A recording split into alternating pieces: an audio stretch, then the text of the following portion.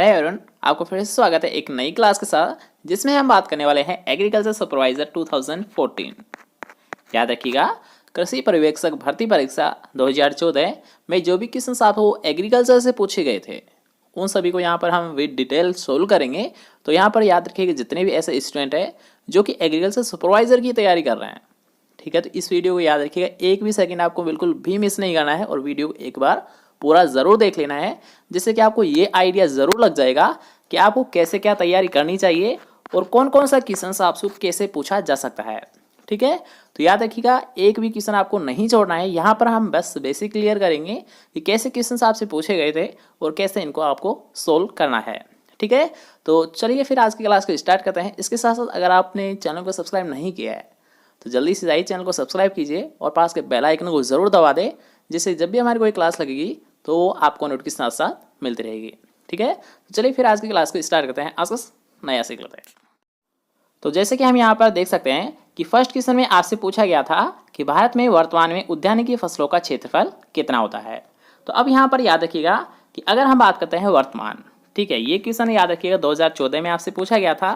लेकिन अगर हम बात करते हैं 2014, तो उसमें समय 2014 के समय याद रखिएगा उद्यानिकी फसलों का क्षेत्रफल कितना था, याद रखिएगा 20 मिलियन हेक्टेयर था। लेकिन अगर हम बात करते हैं 2020 मतलब प्रेजेंट टाइम में, तो ये याद रखिएगा ये थोड़ा सा बढ़ गया है, ये कितना हो चुका है 26 मिलियन हेक्टेयर। आप अगर नोट करते हो कि भारत में वर्तमान में उद्यानिकी फसलों का क्षेत्रफल कितना है, तो आपको क्या ये नोट करना है, यहाँ पर याद रखिएगा 26 मिलियन हेक्टेयर आपको नोट करना है। ठीक है, तो 26 मिलियन हेक्टेयर होता है। नेक्स्ट क्वेश्चन की हम बात करेंगे, जिसमें आपसे पूछा गया है कि स्कर्वी नामक रोग किस विटामिन की कमी से होता है। अब यहाँ पर ये क्वेश्चन तो आपको पता होगा, एक कॉमन क्वेश्चन है, आप सभी को पता होगा कि जो स्कर्वी रोग है, ठीक है, स्कर्वी रोग है, ये किस विटामिन की कमी से होता है। याद रखिए कि ये होता है विटामिन सी की कमी से। इसके साथ साथ अगर आपसे पूछता है कि जो स्कर्वी रोग होता है इसकी पहचान क्या होती है, इसके लक्षण क्या होते हैं, तो याद रखिए इसमें क्या होता है कि जो मसूड़े होते हैं, ठीक है, जो मसूड़े होते हैं इनसे क्या होता है, ब्लड आने लगता है। क्या होने लगता है, याद रखिएगा ब्लीडिंग जैसी प्रॉब्लम होने लगती है। किसकी कमी से होती है, याद रखिएगा स्कर्वी रोग ये होता है विटामिन सी की कमी से होता है। और विटामिन सी सबसे ज़्यादा किस में पाया जाता है, बारबेडस चेरी में पाया जाता है, और बारबेडस चेरी से कम किस में पाया जाता है, आंवले में पाया जाता है। ठीक है, दोनों तीनों पॉइंट आपको नोट हो गए होंगे। तो नेक्स्ट क्वेश्चन की हम बात करेंगे, जिसमें आपसे पूछा गया है कि राजस्थान में देसी गुलाब की खेती किस जिले में की जाती है। राजस्थान में देसी गुलाब की खेती किस जिले में की जाती है। तो सबसे पहले हम ऑप्शंस देख लेते हैं कि उदयपुर, सिरोही, भरतपुर या फिर अजमेर। तो यहाँ पर याद रखिएगा जो ऑप्शन आपको फोर्थ है ये राइट आंसर है। क्यों, क्योंकि याद रखिएगा अगर आपसे पूछता है देसी गुलाब, तो देसी गुलाब की खेती कहाँ पर की जाती है, अजमेर में की जाती है। ठीक है, नेक्स्ट क्वेश्चन की हम बात करेंगे, जिसमें आपसे पूछा गया है कि पाले से निम्न में से कौन सी फसल अधिक प्रभावित होती है। यहाँ पर आपको क्या पूछा गया है, याद रखिएगा जो पाला पड़ता है, ठीक है, पाले पड़ने की स्थिति में ऐसी कौन सी फसल है जो कि सबसे ज़्यादा प्रभावशाली होती है या फिर प्रभावित होती है। आप ऐसे भी इससे समझ सकते हो इस क्वेश्चन को कि ऐसी कौन सी फसल है जिसमें सबसे ज़्यादा नुकसान होता है पाले से। फल गोभी होती है, ये फूल गोभी है, ठीक है, फूल गोभी होती है, टमाटर होती है, गाजर होती है, फिर प्याज होती है। ऐसी कौन सी फसल है जिसमें सबसे ज़्यादा नुकसान होता है पाले से। तो याद रखिए ऑप्शंस के अकॉर्डिंग हमारा राइट आंसर रहेगा टमाटर, क्योंकि याद रखिएगा टमाटर में सबसे ज़्यादा नुकसान किससे होता है, पाले से होता है। ठीक है, नेक्स्ट क्वेश्चन की हम बात करेंगे, जिसमें आपसे पूछा गया है कि संतरा में पादप प्रवर्धन की कौन सी विधि उपयुक्त है। किसमें आपसे पूछा गया है, याद रखिएगा संतरा में पादप प्रवर्धन की कौन सी विधि उपयुक्त है। तो सबसे पहले हम ऑप्शंस देख लेते हैं, उसके अकॉर्डिंग हम राइट आंसर जानेंगे कि कर्तन होती है, कलिकायन होती है, बीज द्वारा होता है या फिर उपयुक्त सभी। किसके लिए आपसे पूछा गया है, याद रखिएगा संतरा के द्वारा। ठीक है, संतरा के लिए आपसे पूछा गया है कि इसमें जो प्रवर्धन विधि है वो कौन सी ली जाती है। तो याद रखिएगा संतरा का जो प्रवर्धन किया है, जो प्रोपेजेशन किया है, ये किसके द्वारा किया है, ये किया है, याद रखिएगा कलिकायन के द्वारा किया है। किसके द्वारा किया है, याद रखिएगा ये किया है कलिकायन के द्वारा किया है, इसलिए राइट आंसर कौन सा होगा, सेकंड ऑप्शन। ठीक है, नेक्स्ट क्वेश्चन की हम बात करते हैं, जिसमें आपसे पूछा गया है कि आम के पौधे लगाने का उपयुक्त समय कौन सा है। तो अब यहाँ पर याद रखिएगा क्या आपसे पूछा गया है कि आम के पौधे कब लगाए जाने चाहिए। ठीक है, आम लगाने का सबसे उपयुक्त समय कौन सा माना जाता है, जून का महीना, जुलाई का महीना, अक्टूबर का महीना, फिर जनवरी का महीना। तो अब यहाँ पर याद रखिएगा जितने भी जो फल वाले फल, या आप ऐसे मान सकते हो कि फल और सब्जियों के जो पौधे होते हैं, मतलब याद रखिएगा जितने भी जो फ्रूट प्लांट होते हैं इनको स्पेशली याद रखिएगा जब मतलब जून से जुलाई का जो मंथ चलता है इसी में इनको लगाया जाता है। क्यों? क्योंकि इस टाइम इनके याद रखिएगा ज़्यादा चांस होते हैं उग जाने के। याद रखिएगा जितने भी फल वृक्ष है इनको लगाने का ज़्यादातर जो टाइम रखा जाता है ये क्या रखा जाता है, जून से जुलाई का मतलब याद रखिएगा बरसात का समय, जब वर्षा ज़्यादा होती है उसी टाइम इनको लगाया जाता है। क्यों? क्योंकि उस टाइम इनके ज़्यादा चांस होते हैं। इसलिए याद रखिएगा अगर आपसे पूछता है आम के पौधे लगाने का उपयुक्त समय तो हम कौन सा रखेंगे, याद रखिएगा जुलाई। तो राइट आंसर कौन सा होगा, सेकेंड ऑप्शन। ठीक है, क्योंकि इसको जुलाई में अगर हम लगाते हैं तो इसके ज़्यादा चांस होते हैं कि आसानी से ग्रो कर जाएगा, इसलिए हम क्या करते हैं जुलाई में आम के पौधे को लगाते हैं। ठीक है, नेक्स्ट क्वेश्चन की हम बात करते हैं जिसमें आपसे पूछा गया है कि उद्यान लगाने की विभिन्न विधियों में से मुख्यतः कौन सी विधि अपनाई जाती है। आपने याद रखिए यहाँ पर पूछा गया है कि उद्यान लगाने की विभिन्न विधियाँ तो आपने पढ़ी है, लेकिन यहाँ पर आपसे क्या पूछा गया है कि मुख्यतः कौन सी विधि को उपयोग में लिया जाता है, मतलब सामान्यतः लिया जाता है तो कौन सी विधि होती है, याद रखिएगा वो होती है वर्गाकार विधि होती है। ठीक है, वैसे याद रखिएगा बहुत सारे मेथड होते हैं, जैसे कि यहाँ पर आप देख सकते हो कि वर्गाकार विधि भी होती है, षटकोणीय विधि भी होती है, त्रिभुजाकार विधि भी होती है और सीढ़ीनुमा विधि भी होती है। लेकिन यहाँ पर क्या बात की जा रही है कि सामान्यतः किसको लिया जाता है, तो याद रखिएगा जो सबसे ज़्यादा यूज़ किया जाता है वो कौन सी विधि होती है, वो होती है वर्गाकार विधि होती है। ठीक है, तो अब आते हैं हमारे नेक्स्ट क्वेश्चन पर जिसमें आपसे पूछा गया है कि पुराने या आर्थिक रूप से कमजोर बाग को सुधारने हेतु प्रसारण की कौन सी विधि अपनाई जाती है। क्या पूछा गया है, क्वेश्चन को थोड़ा सा दोबारा से देख लीजिए क्योंकि याद रखिएगा अच्छा क्वेश्चन है, आपसे पूछा जा सकता है कि पुराने या आर्थिक रूप से कमजोर बाग को सुधारने हेतु प्रसारण की कौन सी विधि अपनाई जाती है। भेड़ कलम विधि, कलिकाइन विधि, टलिंग विधि या फिर चोटी कलम विधि। तो अगर आपसे ये क्वेश्चन पूछा है तो आप किसका यूज़ करोगे, याद रखिएगा पुराने या आर्थिक रूप से कमजोर बाग को सुधारने के लिए हम जो विधि यहाँ पर यूज़ करेंगे वो करेंगे हम चोटी कलम विधि। किस विधि का हम यूज़ करेंगे, याद रखिएगा चोटी कलम या फिर टॉप वर्किंग मेथड का हम यूज़ करेंगे। ठीक है, नेक्स्ट क्वेश्चन की हम बात करेंगे। नेक्स्ट क्वेश्चन आपसे पूछा गया है कि निम्बू वर्गीय फल वृक्षों में फल चलन समस्या को रोकने के लिए किस पादप वृद्धि का छिड़काव करते हैं। याद रखिएगा यहाँ पर आपसे क्या पूछा गया है कि जो फल फूल झड़ते हैं इनको रोकने के लिए किस पादप वृद्धि हार्मोन का प्रयोग किया जाता है। सबसे पहले आप ऑप्शंस देख लीजिए कि IBA, GA, इथ्रेल या फिर 2,4-D। आपको क्या करना है, याद रखिएगा फल फूल को झड़ने से रोकने के लिए आप किसका छिड़काव करोगे, ये क्वेश्चन आपसे पूछा गया है। तो सोच समझ के राइट आंसर आपको बताना है, तो जल्दी से आप बताइए। तो याद रखिएगा अगर आपको पूछा था फल फूल को झड़ने से रोकने के लिए तो ऑप्शंस यहाँ पर आपको दे रखे हैं, याद रखिएगा 2,4-D। ऑप्शंस के अकॉर्डिंग हमारा जो राइट आंसर रहेगा याद रखिएगा ये होगा 2,4-D, जिसका इस्तेमाल हम याद रखिएगा फल फूल को झड़ने से रोकने के लिए भी आसानी से कर सकते हैं। अब आपके माइंड में एक डाउट चल रहा होगा कि 2,4-D तो एक खरपतवारनाशी है, इसका प्रयोग हम फल फूल को झड़ने से रोकने के लिए कैसे कर सकते हैं। तो अब यहाँ पर आप एक बात याद रखिएगा हमेशा कि 2,4-D याद रखिएगा एक हार्मोन की तरह भी कार्य करता है, एक हार्मोन की तरह भी ये कार्य करता है और इसके साथ साथ एक खरपतवार नाशी का भी ये कार्य करता है। ठीक है, ये दोनों तरह कैसे कार्य करता है, एक हार्मोन और एक खरपतवार नाशी। अगर हम बात करते हैं हार्मोन की तरह कब कार्य करता है, तो जब इसकी सांद्रता, जब इसकी मात्रा हम 20 ppm से कम लेते हैं तब तो ये क्या होता है, एक प्रकार का याद रखिएगा हार्मोन होता है। 20 ppm से अगर 2,4-D की मात्रा कम रखी जाती है तब तो क्या होता है, ये एक हार्मोन होता है। आप ऐसे समझिए कि ये एक सांद्रता आपको दे रखी है, इसकी मात्रा आपको दे रखी है, अगर आप इससे कम इसका यूज़ कर रहे हो, ठीक है, तो ये क्या है, हार्मोन है। लेकिन अगर आप इसकी मात्रा 20 ppm से अधिक ले रहे हो तब ये क्या होता है, एक प्रकार का खरपतवारनाशी है। ठीक है, यहाँ पर याद रखिएगा आपको बस ये याद रखनी है कि 20 ppm से अधिक सांद्रता लेने पर यह खरपतवारनाशी का कार्य करता है और 20 ppm से कम इसकी मात्रा लेने पर ये क्या करता है, हार्मोन का कार्य करता है। ठीक है, आसानी से याद रख पाओगे। तो हम यहाँ पर क्या कर रहे हैं, याद रखिएगा 2,4-D का हम इस्तेमाल कर रहे हैं हार्मोन के तौर पर। क्यों? क्योंकि याद रखिएगा फल फूल को जड़ने से रोकने के लिए। ठीक है, क्वेश्चन क्लियर होता है। नेक्स्ट क्वेश्चन की हम बात करेंगे, उससे पहले अगर आपको वीडियो पसंद आ रही है तो वीडियो को जल्दी से लाइक कीजिए, इसके साथ साथ यार शेयर ज़रूर कर देना ताकि जितने भी यहाँ पर स्टूडेंट हैं उनसे कुछ ज़्यादा, मतलब अगर आप लाइव टेस्ट करने की कोशिश कर रहे हो तो जितना हो सके जितने यहाँ पर लाइव स्टूडेंट लाइए, ज़्यादा से ज़्यादा स्टूडेंट को ऐड करिए, जिससे कि आपको ये पता ज़रूर चल जाएगा कि आपको कितना क्या आ रहा है, दूसरे को गलत आ रहा है या फिर आपको सही आ रहा है। आप कितना क्या पढ़ते हो, कितना क्या नहीं पढ़ते हो, ये आपको लाइव टेस्ट अगर आप कर रहे हो तो आपको खुद को अंदाज़ा लग जाता है। लेकिन यहाँ पर बस आपको कुछ नहीं करना है, ज़्यादा से ज़्यादा स्टूडेंट यहाँ पर आपको लाइव चैट में, लाइव क्लास में आपको ऐड करना है। तो इसलिए याद रखिएगा, जितने भी यहाँ पर स्टूडेंट है उनसे एक ही रिक्वेस्ट करूँगा कि यार अगर अभी तक चैनल को सब्सक्राइब नहीं किया है तो सबसे पहले तो चैनल को सब्सक्राइब कर लीजिए, और अगर वीडियो को शेयर नहीं किया है तो यार वीडियो को एक बार ज़रूर शेयर कर दीजिए। अगर आपका कोई एग्रीकल्चर ग्रुप है तो उसमें शेयर कीजिए, अगर आपके कोई फ्रेंड है एग्रीकल्चर के तो उनको शेयर कीजिए, ताकि ज़्यादा से ज़्यादा यहाँ पर लाइव स्टूडेंट रह पाए।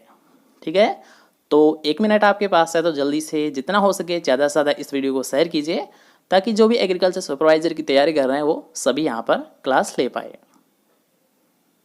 ठीक है, तो शेयर कर सकते हो। तब तक हम नेक्स्ट क्वेश्चन की ओर बढ़ते हैं। नेक्स्ट क्वेश्चन आपसे पूछा गया है कि टमाटर की बसंत ग्रीष्मकालीन फसल के लिए नर्सरी में बीजों की बुआई कब करते हैं। क्या पूछा गया है, याद रखिएगा, टमाटर में या फिर टमाटर की जो बसंत ग्रीष्मकालीन फसल के लिए बीज की बुआई कब करते हैं। तो याद रखिएगा, बसंतकालीन की यहाँ पर बात की जा रही है, तो हम कब यूज़ करते हैं, याद रखिएगा, दिसंबर में। याद रखिएगा, यहाँ पर आपसे क्या पूछा गया है, ग्रीष्मकालीन फसल के लिए नर्सरी तैयार करते हैं, इसका समय क्या होता है, ये होता है दिसंबर का मंथ। ठीक है, नेक्स्ट क्वेश्चन की हम बात करेंगे, जिसमें आपसे पूछा गया है कि प्याज की खरीफ फसल लेने के लिए उपयुक्त किस्म कौन सी है। याद रखिएगा, ये क्वेश्चन आपको कल ही हमने सोल्व करवाया था कि खरीफ फसल के लिए, प्याज की खरीफ फसल लेने के लिए उपयुक्त किस्म कौन सी होती है। ऑप्शंस आप यहाँ पर देख सकते हो, इसके अकॉर्डिंग आप राइट आंसर बता सकते हो। तो यहाँ पर याद रखिएगा, जो फोर्थ ऑप्शन है, मतलब N53 जो वेराइटी होती है प्याज की, याद रखिएगा ये खरीफ सीजन में के लिए उपयुक्त रहती है। मतलब इसको सबसे ज़्यादा किस सीजन में लिया जाता है, खरीफ ऋतु में लिया जाता है। तो राइट आंसर क्या होगा, याद रखिएगा, N53। नेक्स्ट क्वेश्चन की हम बात करेंगे, जिसमें आपसे पूछा गया है कि पछेती झुलसा रोग फसलों को बचाने के लिए किसका छिड़काव करें। मतलब आपसे क्या पूछा गया है कि जो लेट ब्लाइट रोग होता है, अगर आप लेट ब्लाइट का कंट्रोल आपको करना है तो आप किसका छिड़काव करोगे। ऑप्शंस आपके सामने हैं, जल्दी से देखिए और राइट आंसर बताइए। तो याद रखिएगा, लेट ब्लाइट का अगर हमको कंट्रोल करना होगा तो इसके लिए हम क्या करेंगे, 0.2% मैनकोजेब का हम छिड़काव कर देंगे। अगर हमको ये लगता है कि लेट ब्लाइट का कंट्रोल करना चाहिए तो हम क्या करेंगे, याद रखिएगा, 0.2% मैनकोजेब का हम छिड़काव कर देंगे। नेक्स्ट क्वेश्चन की हम बात करेंगे, जिसमें आपसे पूछा गया है कि आम की नियमित फलन वाली कौन सी वेराइटी है। सबसे पहले हम ऑप्शन देखेंगे, उसके अकॉर्डिंग हम राइट आंसर जानेंगे कि अल्फांसो, आम्रपाली, केसर या फिर राजभोग। याद रखिएगा, यहाँ पर आपसे क्या पूछा गया है कि नियमित फलन वाली कौन सी वेराइटी है। तो जल्दी से देखिए और राइट आंसर बताइए। तो यहाँ पर याद रखिए, जो आम्रपाली है ये क्या होती है, याद रखिएगा, नियमित फलन वाली वेराइटी होती है। ठीक है, नियमित फलन मतलब प्रत्येक साल फलन देना। ठीक है, नियमित फलन वाला एक साल फल दे रहा है, सेकंड साल भी फल दे रहा है। क्योंकि आपने ये पढ़ा होगा, आम में एक समस्या पाई जाती है, वो कौन सी होती है, एकांतर फलन की। एकांतर फलन की समस्या याद रखिएगा किस में पाई जाती है, आम में पाई जाती है, जिसमें क्या होता है कि एक साल फल आता है, एक साल फल नहीं आता है, एक साल फल आता है, एक साल फल नहीं आता है। ये समस्या मुख्यतः आम में पाई जाती है। लेकिन याद रखिएगा, यहाँ पर क्वेश्चन में आपसे क्या पूछा गया है कि ऐसी कौन सी वेराइटी है जो कि निरंतर साल, नियमित फलन मतलब प्रत्येक साल क्या करती है, फलन देती है। मतलब फर्स्ट साल भी दे रही है, सेकंड साल भी दे रही है, थर्ड साल भी दे रही है और फोर्थ साल भी दे रही है। मतलब वो कंटिन्यूसली दे रही है। ठीक है, एक साल गैप नहीं ले रही। उसी के बारे में यहाँ पर आपसे पूछा गया था, और जिसमें हमने जान लिया है कि आम्रपाली ऐसी वेराइटी है जो कि क्या करती है, प्रत्येक वर्ष फलन करती है। ठीक है, नेक्स्ट क्वेश्चन की हम बात करेंगे, जिसमें आपसे पूछा गया है कि अम्लीय भूमि में किस फल की खेती सुगमता से की जा सकती है। यहाँ पर आपसे क्या पूछा गया, याद रखिएगा, अम्लीय भूमि में कौन सा फल को आसानी से हम ग्रो कर सकते हैं। तो कौन सा फल होता है, वो होता है अंजीर होता है, जिसे हम अम्लीय भूमि में आसानी से ग्रो कर सकते हैं। नेक्स्ट क्वेश्चन की हम बात करेंगे, जिसमें आपसे पूछा गया है कि भारत में तुड़ाई उपरांत लगभग कितने प्रतिशत फल उपयोग से पूर्व ही नष्ट हो जाते हैं। क्वेश्चन को थोड़ा सा ध्यान से समझिए। यहाँ पर आपसे क्या पूछा गया है कि भारत में तुड़ाई के बाद ऐसा कितना % फल और सब्जी का भाग होता है जो कि बिना कोई यूज किए हुए, जिसका हम कोई इस्तेमाल नहीं करते हैं लेकिन वो खराब हो जाता है। तुड़ाई करने के बाद कितना % हिस्सा फल और सब्जियों का वो वैसे ही खराब हो जाता है, ना कुछ उसका हम उपयोग करते हैं, ना ही उसकी हम प्रोसेसिंग करते हैं। तो याद रखिएगा, वो कितना हिस्सा होता है, वो होता है 30%। मतलब आप ऐसे समझ सकते हो, अगर मान लीजिए हमने 100 फलों की या फिर 100 किलोग्राम फल या सब्जी की तुड़ाई की है, तो उनमें से 30 किलोग्राम फल या सब्जी है ना, वो बिना कोई यूज़ किए हुए, बिना कोई हम ना तो उसको खाते हैं ना ही उसकी हम प्रोसेसिंग करते हैं, बस वो वैसे ही ख़राब हो जाता है। ठीक है, मतलब 30% जो हिस्सा है फल और सब्जियों का वो वैसे ही ख़राब हो जाता है। ठीक है, नेक्स्ट क्वेश्चन की हम बात करेंगे जिसमें आपसे पूछा गया है कि जेली के जमने में मुख्य कारक क्या है? तापमान, पानी की मात्रा, पेक्टिन या फिर शक्कर की मात्रा। जेली के जमने में मुख्य कारक क्या होता है? तो याद रखिएगा वो होती है पेक्टिन की मात्रा, जो क्या करती है, याद रखिएगा, जेली को समाने का कार्य करती है। नेक्स्ट क्वेश्चन की हम बात करेंगे जिसमें आपसे पूछा गया है कि उत्तरी भारत में मटर की बुआई कब की जाती है? उत्तर भारत में मटर की बुआई कब की जाती है? याद रखिएगा, क्वेश्चन आप देख लीजिए और राइट आंसर जल्दी से बताइए। तो याद रखिएगा नवंबर में की जाती है। कब की जाती है? याद रखिएगा उत्तर भारत में मटर की बुआई ये की जाती है नवंबर के महीने में की जाती है। नेक्स्ट क्वेश्चन की हम बात करेंगे जिसमें आपसे पूछा गया है और जो कि काफ़ी एक वेरी वेरी इंपॉर्टेंट क्वेश्चन है कि जलवायु के आधार पर राजस्थान को कितने जोन में विभक्त किया गया है? तो यहाँ पर आपको तो सभी को पता होगा, एक कॉमन क्वेश्चन है और ये हम ऑलरेडी कई बार आपको क्लियर करा चुके हैं। तो कितने भागों में डिवाइड किया गया है? याद रखिएगा राजस्थान को जलवायु के आधार पर ये बांटा गया है 10 भागों में। कितने भागों में बांटा गया है? 10 भागों में बांटा गया है। ठीक है, नेक्स्ट क्वेश्चन की हम बात करेंगे जिसमें आपसे पूछा गया है कि आलू की बुआई के लिए प्रति हेक्टेयर बीज दर कितनी होनी चाहिए? अब यहाँ पर याद रखिएगा कि जो आलू की बीज दर रखी जाती है ये रखी जाती है क्विंटल में। अब क्यों? क्योंकि याद रखिए इसमें हम क्या करते हैं, कंद की बुआई करते हैं। क्या करते हैं? जो ट्यूबर होते हैं उनकी हम बुआई करते हैं, इसलिए याद रखिएगा इन ट्यूबर का जो वेट होता है उनको यहाँ पर कैलकुलेट किया जाता है बीज दर के रूप में। ठीक है, तो उसी के बारे में यहाँ पर आपसे पूछा गया है कि जो आलू की बुआई की जाती है उसके लिए प्रति हेक्टेयर बीज दर कितनी होती है? 400 से 500 ग्राम, 5 से 6 क्विंटल, 8 से 10 क्विंटल, 15 से 20 क्विंटल। तो बस आपको यहाँ पर ये याद रखना है कि अगर आपसे पूछता है प्रति हेक्टेयर बीज दर तो ये कितनी रखी जाती है? याद रखिएगा ये रखी जाती है 15 से 20 क्विंटल। क्यों? क्योंकि याद रखिए इसके बीज दर के रूप में हम क्या करते हैं, कंद का यूज़ करते हैं, कंद का प्रयोग करते हैं।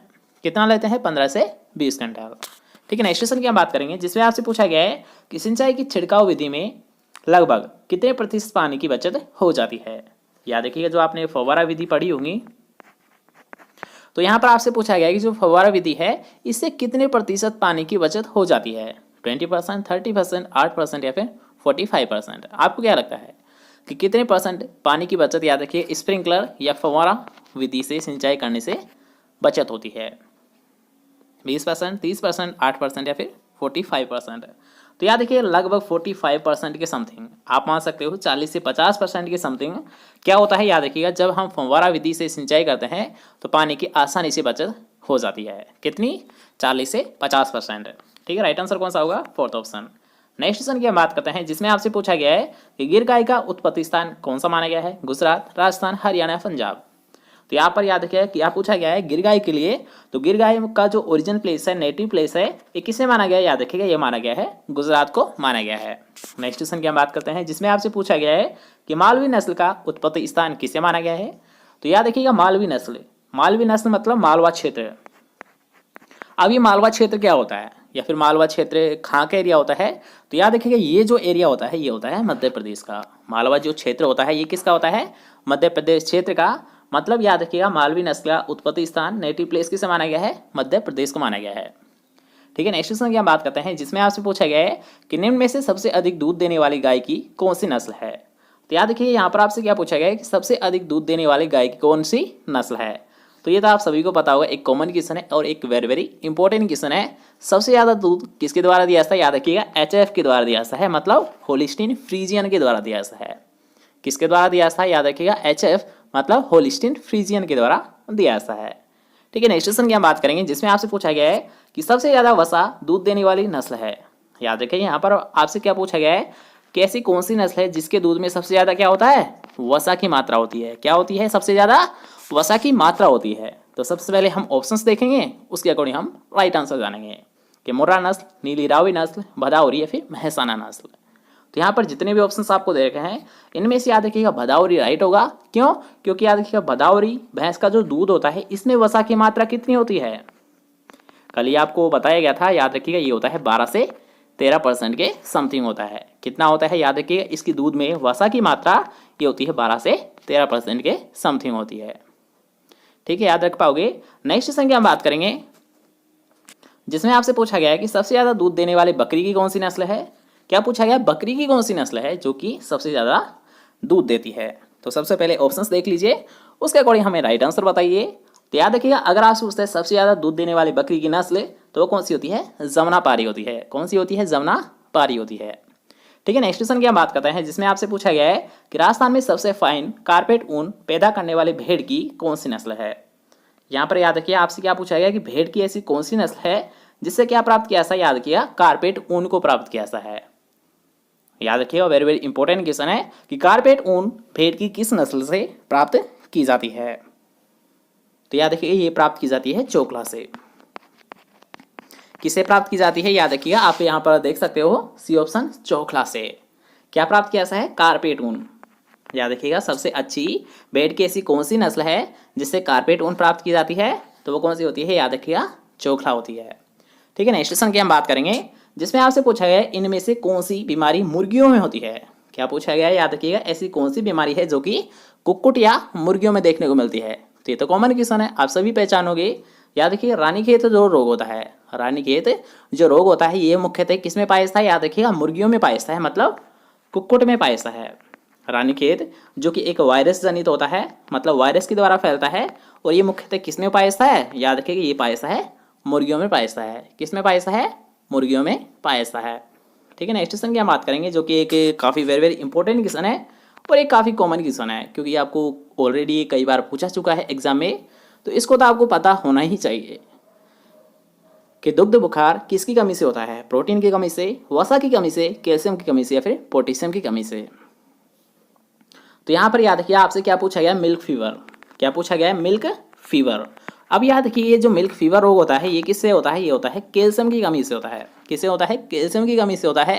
और एकमात्र ऐसा रोग होता है जिसमें क्या होता है, याद रखिएगा, फीवर होने के बावजूद, थोड़ा सा ध्यान से समझिएगा, कि दुग्ध बुखार, मिल्क फीवर एकमात्र ऐसा ज्वर है जिसमें क्या होता है, बॉडी का टेम्परेचर बढ़ने के बजाय क्या होता है, कम हो जाता है। जैसे कि आपने सामान्यतः देखा होगा, आपको कभी बुखार आया है, लगभग सभी को आया है, तो आपका क्या होता है, बॉडी का टेम्परेचर बढ़ जाता है। ठीक है, लेकिन एकमात्र ऐसा ज्वर है, याद रखिएगा, मिल्क फीवर, इसमें क्या होता है कि जो बॉडी का टेम्परेचर ये डाउन हो जाता है, मतलब कम हो जाता है, सामान्य से भी क्या होता है, कम हो जाता है। ठीक है, ये इसकी प्रमुख विशेषता है, क्या होता है, इसमें बॉडी का जो टेम्परेचर होता है ये डाउन हो जाता है, कम हो जाता है। ठीक है, नेक्स्ट क्वेश्चन की हम बात करेंगे, जिसमें आपसे पूछा गया है कि किस बीमारी के बचाव के टीके लगाए जाते हैं। याद रखिएगा, यहाँ पर आपसे क्या पूछा गया है कि टीके किसके लिए लगाए जाते हैं। तो याद रखिएगा, यहाँ पर आपसे पूछा गया है टीके लिए, तो जो गलघोटू रोग होता है, याद रखिएगा, जो गलघोटू रोग होता है, इसके लिए हम क्या करते हैं, याद रखिएगा, इसके लिए टीका लगाया जाता है। ठीक है, नेक्स्ट क्वेश्चन की हम बात करते हैं, जिसमें आपसे पूछा गया है इनमें से कौन सी दवा पशुओं में विरेचक का कार्य करती है। याद रखिएगा, यहाँ पर आपसे क्या पूछा गया है, विरेचक का कार्य किसके द्वारा किया जाता है। किसका कार्य, विरेचक का कार्य किसके द्वारा किया जाता है, अरंडी के तेल के द्वारा, अल्कोहल के द्वारा, कपूर के द्वारा, फिर नीरा थोथा के द्वारा। आपको क्या लगता है, राइट आंसर क्या होगा, जल्दी से हमें कमेंट सेक्शन में बताइए कि पशुओं में विरेचक का कार्य किसके द्वारा किया जाता है। याद रखिए, यहाँ पर जितने भी ऑप्शंस है, जो अरंडी का तेल है, इसका प्रयोग मुख्यतः याद रखिए कि इसके रूप में किया जाता है, विरेचक के रूप में किया जाता है। और इसका प्रयोग मुख्यतः याद रखिएगा, जब नवजात जो बछड़े बछड़ियाँ होती है, उनको दस्त कराने के लिए इसका प्रयोग किया जाता है। दोबारा से देख लीजिए कि अगर आपसे पूछता है कि ऐसी कौन सी दवा है जिसका प्रयोग विरेचक के रूप में किया जाता है, तो कौन सी होती है, अरंडी का तेल होता है, जिसका प्रयोग सामान्यतः याद रखिएगा नवजात बछड़े बछड़ियों को पिलाने के लिए किया जाता है। ठीक है, याद रहेगा। नेक्स्ट क्वेश्चन की हम बात करेंगे, जिसमें आपसे पूछा गया है कि इनमें से कौन सी दवा जीवाणुरोधक के रूप में काम में ली जाती है। क्या पूछा गया है, याद रखिएगा, जीवाणुरोधक के रूप में किस दवा का प्रयोग किया जाता है, फिनाइल का, अरंडी के तेल का, कपूर का, या फिर अल्कोहल का। ऑप्शंस आपके सामने हैं, जल्दी से देखिए और राइट आंसर पहचानिए कि जीवाणुरोधक के रूप में किसका प्रयोग किया जाता है। तो यहाँ पर जितने भी ऑप्शन है, याद रखिएगा, फिनाइल, तो फिनाइल का प्रयोग किसके रूप में किया जाता है, याद रखिएगा, जीवाणुरोधक के रूप में किया जाता है। ठीक है, नेक्स्ट क्वेश्चन की हम बात करेंगे, जिसमें आपसे पूछा गया है कि एक दिन के मुर्गी के चूजों से किन बीमारियों का टीका लगाया जाता है। याद रखिए, यहाँ पर आपसे क्या पूछा गया है कि एक दिन के मुर्गी के चूजों को, मतलब याद रखिएगा, अभी जो चूजे निकले हैं उनको मात्र केवल एक ही दिन हुआ है निकले अंडे से, लेकिन उसमें भी टीका लगाया जाता है। लेकिन क्यों, या फिर ऐसी कौन सी बीमारी है जिसके लिए उनको एक दिन के होने के बावजूद भी उन्हें क्या किया जाता है, उन पर टीका लगाया जाता है, या फिर आप ऐसे मान सकते हो उनका ट्रीटमेंट किया जाता है मात्र और मात्र केवल एक दिन होने के बावजूद। रानीखेत रोग होता है, चेचक रोग होता है, खूनी पेचिश होता है, या फिर गंभोर होता है। तो वो रोग होता है, याद रखिएगा, रानीखेत। क्यों? क्योंकि याद रखिए जो रानीखेत रोग है ये सामान्यतः जो चूजे होते हैं, ठीक है, चूजे होते हैं जो कि एक आप ऐसे मान सकते हो जैसे कि मान लीजिए गाय भैंस है तो इनकी बछड़ियाँ होती है, मतलब छोटी अवस्था। तो इसी प्रकार याद रखिएगा मुर्गियों में क्या होता है कि जो चूजे निकलते हैं, ठीक है, छोटी अवस्था को चूजा बोला सा है, उसके बाद में उनको अलग अलग नाम दिया गया है। तो चूजों में सामान्यतः कौन सा रोग होता है? रानीखेत। इसलिए याद रखिएगा हम क्या करते हैं कि जो चूजे निकलते हैं अंडे से उसी दिन या फिर उसके अगले दिन हम क्या करते हैं, याद रखिएगा, उस पर टीकाकरण कर देते हैं। किसके लिए? रानीखेत रोग से बचाव करने के लिए, ठीक है, याद रहिएगा। नेक्स्ट क्वेश्चन की हम बात करते हैं जिसमें आपसे पूछा गया है कि भैंस की कौन सी नस्ल का उत्पत्ति स्थान गुजरात है। यहाँ पर आपको एक विशेषता दे रखी है कि ऐसी कौन सी नस्ल है भैंस की जिसका ओरिजिन प्लेस, जिसका नेटिव प्लेस गुजरात है। तो सबसे पहले हम ऑप्शंस देखेंगे, उसके अकॉर्डिंग हम राइट आंसर जान लेंगे कि बदावरी होती है, नीली रावी होती है, जाफराबादी होती है, या फिर मुर्रा होती है। तो याद रखिएगा ये जाफराबादी होती है, इसका याद रखिएगा उत्पत्ति स्थान किसे माना गया है? गुजरात को ही माना गया है, ठीक है, इसका उत्पत्ति स्थान किसे माना गया है? गुजरात को माना गया है। नेक्स्ट क्वेश्चन आपसे पूछा गया है कि नीला तोता का उपयोग पशुओं में किस कार्य के लिए किया जाता है? उत्तेजक का, कृमिनाशक का, विरेचक का, या फिर जीवाणुनाशक का। याद रखिएगा यहाँ पर आपसे पूछा है जो नीला तोता है इसका प्रयोग किसके रूप में किया जाता है, मतलब ये क्या कार्य करता है? उत्तेजक का कार्य करता है, कृमिनाशक का कार्य करता है, विरेचक का कार्य करता है, या फिर जीवाणुनाशक का कार्य करता है। तो यहाँ पर याद रखिएगा जो नीला तोता है और जिसका सिंबल क्या होता है, याद रखिएगा कॉपर सल्फेट। कॉपर सल्फेट को याद रखिएगा नीला तोता बोला सा है, और इसका जो प्रयोग किया सा है याद रखिएगा ये किया सा है कृमिनाशक के रूप में किया सा है। किसके रूप में किया सा है? याद रखिएगा नीला तोता का प्रयोग ये किया सा है कृमिनाशक के रूप में किया सा है, ठीक है, याद रखिएगा, वेरी वेरी इंपॉर्टेंट क्वेश्चन है। नेक्स्ट क्वेश्चन की हम बात करेंगे जिसमें आपसे पूछा गया है कि मेहसाना नस्ल किन दो नस्लों के क्रॉस से तैयार की गई थी। याद रखिएगा यहाँ पर आपसे क्या पूछा गया है कि जो मेहसाना नस्ल है ये किन दो नस्लों के मध्य से क्रॉस से प्राप्त की गई थी। तो यहाँ पर आप सेकंड ऑप्शन देख सकते हो कि जो मेहसाना नस्ल है इसे याद रखिएगा मुर्रा का क्रॉस जब सुरती से किया गया था। मुर्रा का क्रॉस जब सुरती से कराया गया था तो कौन सी नस्ल को प्राप्त किया गया था? याद रखिएगा मेहसाना को। मुर्रा का क्रॉस सुरती से कराया गया तब जाकर मेहसाना को प्राप्त किया गया था। राइट आंसर कौन सा है? Second option. नेक्स्ट क्वेश्चन में हम जानेंगे जिसमें आपसे पूछा गया है कि निम्न विदेशी नस्लों में से किस नस्ल के दूध में सबसे ज़्यादा वसा होती है। यहाँ पर याद रखिएगा यहाँ पर आपको दे रखा है एक स्पेशल कैरेक्टर, एक विशेषता आपको दे रखी है कि यहाँ पर जितनी भी जो विदेशी नस्ल है इनमें से ऐसी कौन सी नस्ल है जिसके दूध में क्या होता है? सबसे ज़्यादा वसा होती है। याद रखिए यहाँ पर आपको दे रखी है एक्जोटिक ब्रीड्स, एक होती है याद रखिएगा देसी, एक होती है एक्जोटिक मतलब विदेशी है, ठीक है। तो जो विदेशी नस्ल है उनमें से सबसे ज़्यादा वसा किस में पाई जाती है? होलिस्टीन फ्रीजियन में, जर्सी में, ब्राउन स्विस में, या फिर रेड डेन में। आपको क्या लगता है राइट आंसर क्या होगा? जल्दी से कमेंट सेक्शन में बताइए। तो यहाँ पर याद रखिएगा जो जर्सी गाय है, ठीक है, जो जर्सी नस्ल है तो इसमें क्या होता है याद रखिएगा सबसे ज़्यादा वसा पाई जाती है। जो जिसका नेटिव प्लेस किसे माना गया है? याद रखिएगा जर्सी द्वीप को माना गया है। जिसका नेटिव प्लेस किसे माना गया है? जर्सी द्वीप को माना गया है। और जितनी भी यहाँ पर जो एक्जोटिक ब्रीड्स दे रखी है इनमें से सबसे ज़्यादा वर्षा किस में पाई जाती है? ये पाई जाती है जर्सी में पाई जाती है। नेक्स्ट क्वेश्चन की हम बात करेंगे जिसमें आपसे पूछा गया है कि अविकालीन भेड़ की नस्ल तैयार की गई थी चोकला क्रॉस मेरिनो से, मारवाड़ी क्रॉस रेमुलेट से, मालपुरा क्रॉस रेमुलेट से, या फिर मालपुरा क्रॉस कराकुल से, ठीक है, ये मालपुरा है। तो क्वेश्चन क्या आपसे पूछा गया है ये आप देखिए कि अविकालीन जो भेड़ है ये किसके क्रॉस से तैयार की गई थी। तो यहाँ पर आप ऑप्शंस देख लीजिए, दोबारा से देख लीजिए क्योंकि याद रखिएगा वेरी वेरी इंपॉर्टेंट क्वेश्चन है। एक होती है अविकालीन, एक होती है अविवस्त्र। याद रखिए इन दोनों को आपको याद रखना होगा क्योंकि इन दोनों से क्वेश्चन आपको हमेशा एग्जाम में पूछे जाते हैं। एक होती है अविकालीन, एक होती है अविवस्त्र। और याद रखिए दोनों के क्रॉस क्या है, मतलब किन से इनको प्राप्त किया गया था, यही क्वेश्चन आपको एग्जाम में देखने को मिल जाता है। तो इसमें हम जानेंगे अविकालीन। तो आप यहाँ पर जो ऑप्शन देख सकते हो थर्ड ऑप्शन कि मालपुरा का क्रॉस जब रेम्बुलेट से किया गया था, मालपुरा का क्रॉस जब रेम्बुलेट से किया गया था तो किसे प्राप्त किया गया था? याद रखिएगा अविकालीन नस्ल को प्राप्त किया गया था। ठीक है। नेक्स्ट क्वेश्चन की हम बात करेंगे जिसमें आपसे पूछा गया है कि दराती नुमा सींग किस नस्ल की पहचान होती है। तो यहाँ पर याद रखिए ऑप्शन आपको दे रखे हैं कि मुर्रा, ये सूरती है, मुर्रा, सूरती, महसान या फिर जाफराबादी। क्या आपको दिया गया है यहाँ पर, याद रखिएगा कि दराती नुमा सींग किस नस्ल की मुख्य पहचान होती है। और ये भी क्वेश्चन आपको याद रखिएगा लगभग एग्जाम्स में देखने को मिल जाता है, तो जल्दी से देखिए और राइट आंसर पहचानिए। तो याद रखिए वो कौन सी नस्ल होती है, वो होती है सूरती नस्ल होती है, जिसके सींग क्या होते हैं, याद रखिएगा दराती नुमा होते हैं। किस प्रकार के होते हैं सींग, दराती नुमा होते हैं। और अगर आपसे पूछता है मुर्रा, तो मुर्रा के याद रखिएगा जलेबी के आकार के होते हैं। दोनों को याद रखिएगा, दोनों ही आपको एग्जाम में देखने को मिल जाती है। एक होता है याद रखिएगा मुर्रा, जिसका सींग किस प्रकार का होता है, जलेबी के आकार के। और अगर आपसे पूछता है सूरती, तो सूरती के जो होता है ये होता है दराती नुमा के। दोनों की मुख्य पहचान दे रखी है आपको कि सींगों की पहचान सूरती की दराती नुमा और मुर्रा की जलेबी के आकार के। ठीक है। तो नेक्स्ट क्वेश्चन की हम बात करते हैं जिसमें आपसे पूछा गया है कि पशुओं में आयु का अनुमान लगाया जाता है किसके द्वारा, दांत से, चमड़ी से, खुर से या फिर पूंछ से। पशुओं में आयु का अनुमान किससे लगाया जाता है, दांत से, चमड़ी से, खुर से या फिर पूंछ से। तो याद रखिए आप सभी को पता होगा एक कॉमन मेथड है, और याद रखिए ये भी एक वेरी वेरी इंपॉर्टेंट क्वेश्चन है। कई बार आपको एग्जाम में पूछा गया है कि जो पशु की आयु की जो गणना की जाती है, मतलब ये कितने साल का हो गया, ये कितना बूढ़ा है या फिर कितना यंग है, इसकी जो पहचान की जाती है ये की जाती है उनके दांतों से। किसे की जाती है, उनके दांतों से की जाती है। ठीक है। नेक्स्ट क्वेश्चन की हम बात करेंगे जिसमें आपसे पूछा गया है कि किस नस्ल के भैंस के सिर पर टीका होता है। क्या पूछा गया है, याद रखिएगा भैंस के सिर पर टीका किस पर होता है, मुर्रा पर होता है, महसाना होता है, जाफराबादी पर होता है, फिर नीली रावी पर होता है। तो यहाँ पर याद रखिएगा जितने भी ऑप्शंस आपको दे रखे हैं इनमें से जो नीली रावी नस्ल है, जो नीली रावी नस्ल है, इसके याद रखिएगा सिर पर क्या होता है, टीका लगा होता है।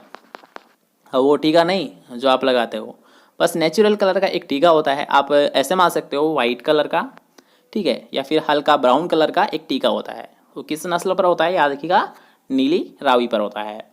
ठीक है। नेक्स्ट क्वेश्चन की हम बात करेंगे जिसमें आपसे पूछा गया है कि राजस्थान का भौगोलिक क्षेत्र भारतवर्ष के कुल भौगोलिक क्षेत्र का कितने प्रतिशत है। ये थोड़ा सा राजस्थान जी के क्वेश्चन है, तो इसे हम क्लियर कर लेते हैं कि राजस्थान का भौगोलिक क्षेत्रफल अगर हम बात करते हैं भारत के कुल क्षेत्रफल में, तो ये कितना होता है।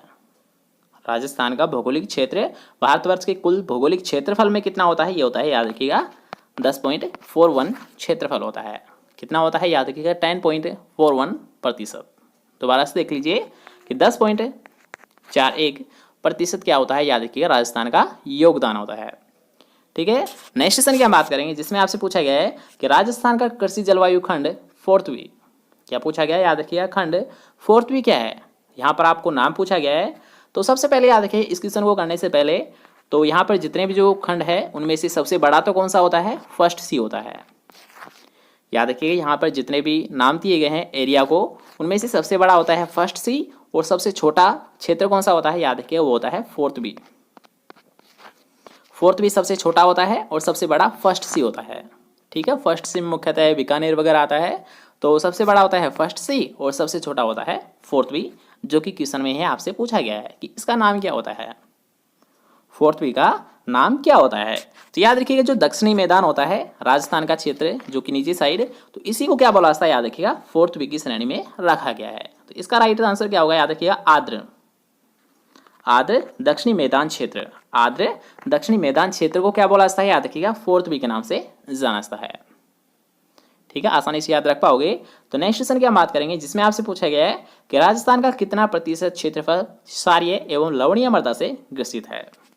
ठीक है, यहाँ पर आपसे पूछा गया है क्षेत्रफल के बारे में, तो बस आपको यहाँ पर ध्यान रखना है कि जो क्षारीय या फिर लवणीय मृदा है इनका कितना % क्षेत्रफल है या कितना क्षेत्रफल है। तो ये होता है, याद रखिएगा 10.6 लाख हेक्टेयर। कितना क्षेत्रफल है, याद रखिएगा सारी और लवणीय मृदा का जिसका कोई यूज नहीं किया जाता है, या फिर आप ऐसे मान सकते हो जिस पर खेती नहीं की जाती है, तो होता है 10 लाख हेक्टेयर।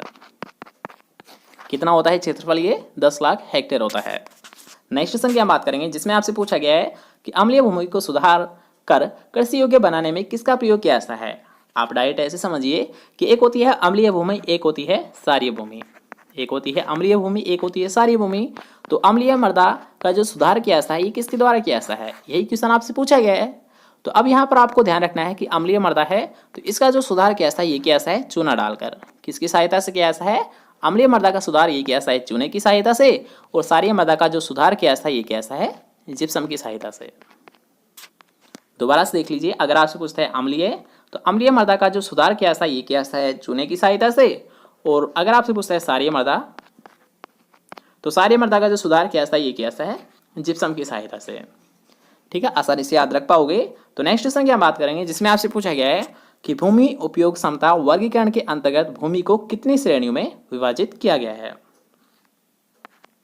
यहां पर याद रखिए उसकी बात की जा रही है किसकी, लैंड यूज इफिशियंसी की। ठीक है, लैंड यूज जो क्लासिफिकेशन किया ऐसा है, तो इसी के अकॉर्डिंग आपसे पूछा गया है कि जो इसे यानी जो मृदा को बांटा गया है ये कितने भागों में बांटा गया है, या फिर कितनी श्रेणियों में इसे बांटा गया है। ठीक है, तो सभी ऑप्शंस आपके सामने हैं, जल्दी से देखिए और राइट आंसर पहचानिए। तो याद रखिए, अगर आपसे पूछता है लैंड यूज इफिशियंसी के अकॉर्डिंग जो क्लासिफिकेशन किया गया है सोइल का, कितने भागों में किया गया है, ये किया गया है याद रखिएगा 8 भागों में। कितने भागों में बांटा गया है याद रखिएगा 8 भागों में बांटा गया है। नेक्स्ट क्वेश्चन की हम बात करेंगे जिसमें आपसे पूछा गया है कि शुष्क क्षेत्रों के लिए सर्वाधिक सामान्य जल ग्रहण संरचना कितनी होती है। आपसे क्या पूछा गया है, सर्वाधिक सामान्य जल ग्रहण क्षमता कितनी होती है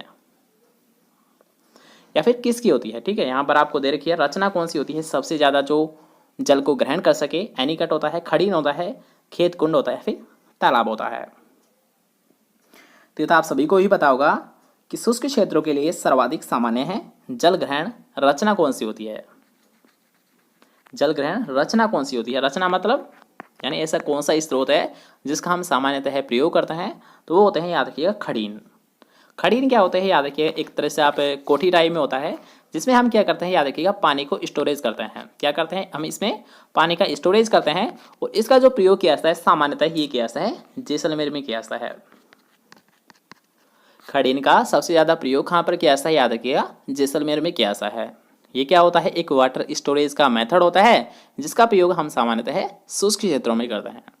ठीक है, दोनों तीनों पॉइंट याद रहेंगे। तो नेक्स्ट क्वेश्चन की ओर बढ़ते हैं। नेक्स्ट क्वेश्चन आपसे पूछा गया है कि इनमें से कौन सा एक कार्बनिक उर्वरक है। तो ये तो आपको कोई दिक्कत नहीं आनी चाहिए इस क्वेश्चन में। तो यूरिया क्या होता है, एक प्रकार का कार्बनिक उर्वरक होता है।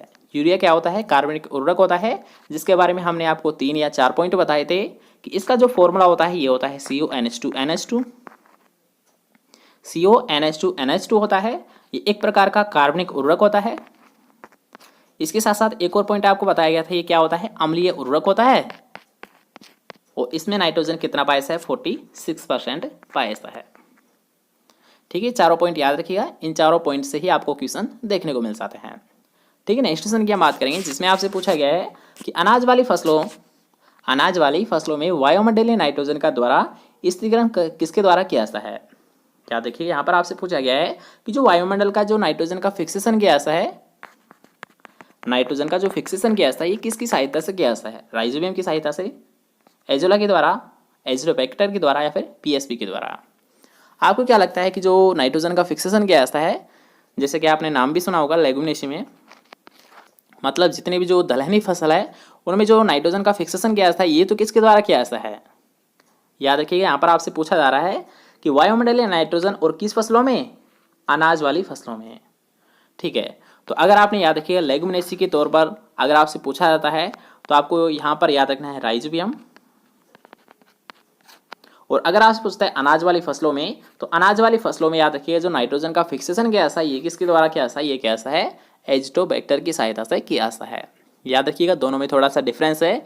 अगर आपसे पूछता है नाइट्रोजन का फिक्सेशन, अगर आपसे पूछता है दलहनी फसल मतलब लेगुमिनेसी फसल, जैसे कि मान लीजिए चना हुआ, या फिर आप रिंज का या बरसीम ले सकते हो, तो इनमें जो नाइट्रोजन का फिक्सेशन किया जाता है ये तो किसकी सहायता से किया जाता है, राइजोबियम की सहायता से किया जाता है। लेकिन अगर आपसे पूछते हैं अनाज वाली फसल, तो अनाज वाली फसल का मतलब है याद रखिए ग्रैमनी कुल की जितनी जो फसल है, जैसे कि मान लीजिए गेहूं हुआ, जौ हुआ, जई हुआ, तो इनके लिए ऐसा कौन सा बैक्टीरिया है जो कि क्या करता है, नाइट्रोजन का फिक्सेशन करता है, तो कौन सा होता है याद रखिएगा, एजिटोबैक्टर होता है। कौन सा होता है, एजिटोबैक्टर होता है। ठीक है, नेक्स्ट क्वेश्चन की हम बात करते हैं जिसमें आपसे पूछा गया है कि राजस्थान के अधिकांश क्षेत्र में सिंचाई का स्रोत क्या है। अधिकांश का याद रखिए, यहाँ पर आपसे पूछा है अधिकांश क्षेत्र में सिंचाई किसके द्वारा की जाती है, तो याद रखिए ये हम करते हैं नहरों के द्वारा। अगर आपसे पूछता है, याद रखिएगा, राजस्थान के अधिकांश क्षेत्र मतलब अधिकतम क्षेत्रफल पर किसके द्वारा सहायता की जाती है, किसके द्वारा सिंचाई की जाती है, तो ये जो सिंचाई की जाती है ये किसके द्वारा की जाती है, ये की जाती है नहरों के द्वारा की जाती है। ठीक है, नेक्स्ट क्वेश्चन की हम बात करते हैं, जिसमें आपसे पूछा गया है कि इनमें से सफ़ेद दाने वाली मक्का की उन्नत नस्ल किसमें कौन सी है। क्वेश्चन आपसे क्या पूछा गया, इनमें से सफ़ेद दाने वाली मक्के की किसमें कौन सी होती है। तो ऑप्शन आपके सामने हैं, जल्दी से देखिए और राइट आंसर को पहचानिए। तो याद रखिए यहाँ पर जितने भी ऑप्शन आपको दे रखे हैं, इनमें से जो गंगा 2 है, जो वेराइटी याद रखिए गंगा 2 है, तो ये क्या होता है, याद रखिए इसमें सफ़ेद दाने होते हैं। किस प्रकार के होते हैं, याद रखिएगा व्हाइट दाने होते हैं। ओके, नेक्स्ट क्वेश्चन की बात करते हैं, जिसमें आपसे पूछा है राजस्थान में सरसों बुआई की औसत बीज दूरी क्या होती है। यहाँ पर आपसे क्या पूछा है, सरसों की बुआई करने के लिए जो बीज दर रखी जाती है, जो सीड रेट रखी जाती है, ये क्या रखी जाती है। तो इसमें तो आपको कोई क्वेश्चन को यानी कोई आपको डाउट हो नहीं रहा होगा, क्यों, क्योंकि इस क्वेश्चन को तो हम ऑलरेडी कई बार आपको क्लियर करा चुके हैं।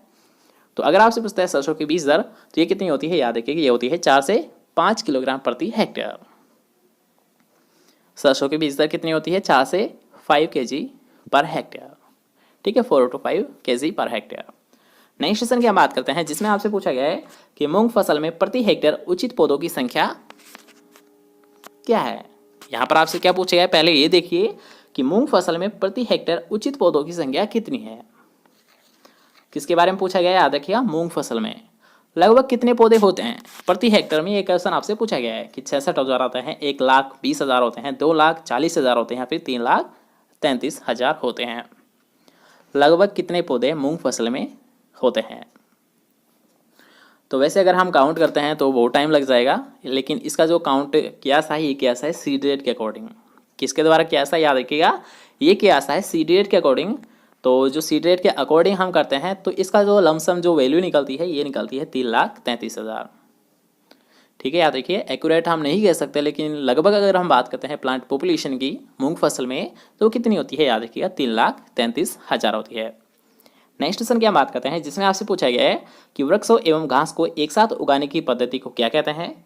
तो याद रखिए अगर आपसे पूछता है वृक्ष एवं घास को एक साथ उगाने के लिए या फिर एक साथ जो लगाया सा है, इस क्रिया को क्या बोला सा है, तो इसे बोला सा, याद रखिएगा एग्रो फॉरेस्ट्री। क्या बोला सा है, वृक्ष प्लस घास को एक साथ खेती करना। सॉरी, यहाँ पर आपसे पूछा गया वृक्ष व घास की खेती। ठीक है, तो ये एग्रो फॉरेस्ट्री नहीं होगी, बल्कि क्या होगी, सिल्वी पेस्टल होगा। याद रखिएगा वृक्ष प्लस हम घास ले रहे हैं। अगर केवल हम घास की खेती का अध्ययन करते तो उसे बोलते हैं हम एग्रोस्टोलॉजी। केवल अगर आपसे पूछता है कि घास की खेती करना क्या कहलाता है, तब तो आपको क्या बताना है, एग्रोस्टोलॉजी। लेकिन अगर आपसे पूछता है कि वृक्ष प्लस घास की खेती का अध्ययन क्या कहलाता है, तो उसे बोला सा, याद रखिएगा सिल्वी पेस्टल। ठीक है, आसानी से याद रख पाओगे। नेक्स्ट क्वेश्चन की हम बात करते हैं, जिसमें आपसे पूछा गया है कि गेहूं की फसल में सिंचाई की मुख्य क्रांतिक अवस्था कौन सी होती है। ये तो आप सभी को पता है कि जो CRI स्टेज है, जो कि 21 दिन बाद में निकलती है, ये क्या होती है, गेहूं की एक प्रमुख क्रांतिक अवस्था होती है। कौन सी होती है, याद रखिएगा CRI मतलब शीर्ष जड़ें फुटाने के समय। गेहूं की क्रांतिक अवस्था कौन सी होती है, CRI, जिसका हिंदी अर्थ क्या होता है, याद रखिएगा शीर्ष जड़ फुटाव के समय। नेक्स्ट क्वेश्चन की हम बात करते हैं, जिसमें आपसे पूछा गया है कि सोयाबीन में कितने प्रतिशत तेल पाया जाता है। क्या पूछा गया, याद रखिएगा ऑयल, मतलब तेल की मात्रा आपसे पूछी गई है। तो याद रखिएगा अगर आपसे पूछता है सोयाबीन में तेल, तो तेल तो इसमें कितना होता है, ये होता है, याद रखिएगा 20% होता है। सोयाबीन में तेल याद रखिएगा 20% पाया जाता है। लेकिन अगर हम बात करते हैं प्रोटीन, तो इसमें प्रोटीन कितनी पाई जाती है, याद रखिएगा वो पाई जाती है 40%। दोनों में याद रखिएगा, दोनों में आप कंफ्यूजन हो सकते हो कि अगर आपसे पूछता है तेल की मात्रा, तो तेल की मात्रा याद रखिए इसमें कम होती है, कितनी होती है, 20% होती है। और अगर आपसे पूछता है सोयाबीन में प्रोटीन, तो प्रोटीन इसमें कितनी होती है, 40% होती है। ठीक है, याद रख पाओगे। नेक्स्ट क्वेश्चन की हम बात करते हैं, जिसमें आपसे पूछा गया है कि इनमें से किस शाकनाशी को मक्का प्लस उड़द अंतः फसल में प्रयोग करते हैं।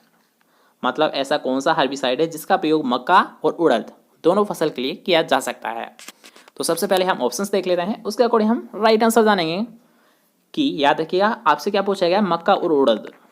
मक्का और उड़द इन दोनों फसलों के लिए कौन सा ऐसा हर्बिसाइड है, कौन सा ऐसा वीडिसाइड है जिसका हम आसानी से प्रयोग कर सकते हैं। 2,4-D, आइसोप्रोटोयूरान, एट्राजिन या फिर स्टाम्प। तो यहाँ पर जो एट्राजिन आपको दे रखा है, याद रखिएगा वेरी वेरी इंपॉर्टेंट क्वेश्चन बनता है कि मक्के के लिए किस शाकनाशी का प्रयोग किया ऐसा है। तो आपको क्या याद रखना है, याद रखिएगा एट्राजिन का प्रयोग किया ऐसा है। मक्के फसल के लिए किस शाकनाशी का प्रयोग किया ऐसा है, तो किसका किया ऐसा है, याद रखिएगा वो किया ऐसा है एट्राजेन का गैस है। ठीक है, नेक्स्ट क्वेश्चन की हम बात करते हैं। नेक्स्ट क्वेश्चन आपसे पूछा गया है कि भूमि समतुल्यांक अनुपात किसका निर्धारण बिंदु माना गया है। याद रखिएगा, यहाँ पर आपसे क्या पूछा गया है कि भूमि समतुल्यांक अनुपात किसका निर्धारण बिंदु माना गया है। एकल फसल खेती का, अविराम खेती का, मिश्रित खेती का या फिर क्रमबद्ध का। तो यहाँ पर याद रखिएगा, अगर आपसे पूछता है कि भूमि समतुल्यांक अनुपात, तो ये ज्ञात करता है या फिर ये जो बिंदु होता है ये होता है मिश्रित खेती का। याद रखिएगा, जो हम मिक्स्ड क्रॉपिंग करते हैं तो इसके लिए जो निर्धारित जो बिंदु रखा जाता है वो कौन सा होता है, भूमि समतुल्यांक अनुपात होता है। ठीक है, नेक्स्ट क्वेश्चन की हम बात करते हैं। नेक्स्ट क्वेश्चन आपसे पूछा गया है कि संकुल मक्का का प्रमाणित बीज उगाने के लिए एक खेत से, संकुल मक्का प्रमाणित बीज उगाने के लिए एक खेत से दूसरे खेत की दूरी कम से कम कितनी होनी चाहिए। तो यहाँ पर याद रखिएगा, आपसे क्या पूछा गया है कि एक खेत से दूसरे खेत की दूरी कितनी होनी चाहिए। तो सबसे पहले हम ऑप्शन देखेंगे, उसके अकॉर्डिंग हम राइट आंसर जानेंगे कि एक खेत से दूसरे खेत की दूरी अगर हम प्रमाणित बीज तैयार कर रहे हैं तो इसके लिए कितनी होनी चाहिए, 20 मीटर, 50 मीटर, 75 मीटर या फिर 100 मीटर। तो इनके मध्य की जो दूरी रखी जाती है, याद रखिएगा ये रखी जाती है 100 मीटर की दूरी। एक खेत से दूसरे खेत के मध्य जो डिस्टेंस रखी जाती है, जो दूरी रखी जाती है, ये कितनी रखी जाती है, याद रखिएगा ये रखी जाती है 100 मीटर। ठीक है, नेक्स्ट क्वेश्चन की हम बात करते हैं, जिसमें आपसे पूछा गया है कि सुरक्षित अनाज भंडारण हेतु दाने में कितनी प्रतिशत नमी उपयुक्त होनी चाहिए। यहाँ पर आपसे क्या पूछा गया है, सुरक्षित जब हम अनाज का भंडारण करते हैं तो इसका आप अच्छा खासा एक एग्जाम्पल ले सकते हो। जैसे कि मान लीजिए आपसे पूछा जाता है कि गेहूं का जब हम स्टोरेज करते हैं, जब हम भंडारण करते हैं कि गेहूं के दाने में कितनी नमी होनी चाहिए, कितनी नमी होनी चाहिए। या फिर आपसे पूछा जा सकता है कि जैसे कि मान लीजिए गेहूं में जब हम भंडारण करते हैं तो गेहूं के दाने में कितनी प्रतिशत नमी अधिक नहीं होनी चाहिए, या फिर कम से कम कितनी नमी होनी चाहिए, 8 से 10%, 12 से 15%, 15 से 18% या फिर 18 से 20%। आपको क्या लगता है कि जब हम स्टोरेज करेंगे गेहूं का या फिर अनाज वाली फसलों का तो उसमें कितनी नमी उपयुक्त है। सोच समझ के राइट आंसर दीजिएगा। तो यहाँ पर याद रखिएगा हम लेंगे 8 से 10%। राइट आंसर कौन सा होगा, याद रखिएगा फर्स्ट ऑप्शन। क्यों, क्योंकि वैसे अगर हम बात करते हैं तो 10 से 12% रखी जाती है। ठीक है, 12% से अधिक नहीं होनी चाहिए। लेकिन अगर हम बात करते हैं सेकंड ऑप्शन, तो सेकंड ऑप्शन में याद रखिए 12 से 15 ले रखी है, जो कि काफ़ी अधिक हो जाती है। इसलिए हम सेकंड ऑप्शन को ना लेकर केवल फर्स्ट ऑप्शन को चुनेंगे। क्यों, क्योंकि याद रखिएगा हम याद रखिए नमी कम रख सकते हैं लेकिन ज़्यादा नहीं रख सकते। तो राइट आंसर कौन सा होगा, फर्स्ट ऑप्शन। नेक्स्ट क्वेश्चन की हम बात करेंगे, जो कि आज का हमारा लास्ट क्वेश्चन रहने वाला है, और इसमें आपसे पूछा गया है कि वर्तमान में कौन सी राजस्थान कृषि विभाग द्वारा संचालित एक महत्वपूर्ण योजना है। वर्तमान में कौन सी राजस्थान कृषि विभाग द्वारा संचालित एक महत्वपूर्ण योजना है। कृषि विज्ञान केंद्र, जल ग्रहण क्षेत्र प्रबंधन, आत्मा या फिर NATP। आपको क्या लगता है राइट आंसर क्या होगा कि ऐसी कौन सी योजना है जिसे याद रखिए राजस्थान कृषि विभाग के द्वारा चलाया गया था। तो वो कौन सी होती है, याद रखिए ये होती है आत्मा होती है। ठीक है, कौन सी होती है, आत्मा होती है, जिसको याद रखिए किसके द्वारा विकसित किया गया है, किसके द्वारा डेवलपमेंट किया गया है, ये किया गया है राजस्थान कृषि विभाग के द्वारा किया गया है। ठीक है, तो आज की क्लास को बस यहीं पर विराम देते हैं। इसके साथ साथ अगर आपको इन क्वेश्चंस में, मतलब आज हमने 60 क्वेश्चंस यहाँ पर सोल्व किए हैं, अगर आपको इन 60 क्वेश्चंस में कोई भी दिक्कत आ रही है, कोई भी अगर आपको डाउट आ रहा है तो आप कमेंट सेक्शन में हमसे पूछ सकते हो। और अगर आपको वीडियो पसंद आई है, यार यहाँ तक आ ही गए हो तो एक वीडियो को लाइक कर दीजिए, और इसके साथ साथ यार शेयर आपको ज़रूर कर देना है। ठीक है, अगर यहाँ तक पहुँचे हो तो आई थिंक आपको वीडियो पसंद आई होगी। तो वीडियो पसंद आई तो यार वीडियो को लाइक कीजिए, शेयर कीजिए, और चैनल को सब्सक्राइब नहीं किया है तो जल्दी से जाइए चैनल को सब्सक्राइब कीजिए। हम मिलते हैं फिर से नेक्स्ट क्लास के साथ, जब तक ले जय हिंद, जय बाय, टेक केयर।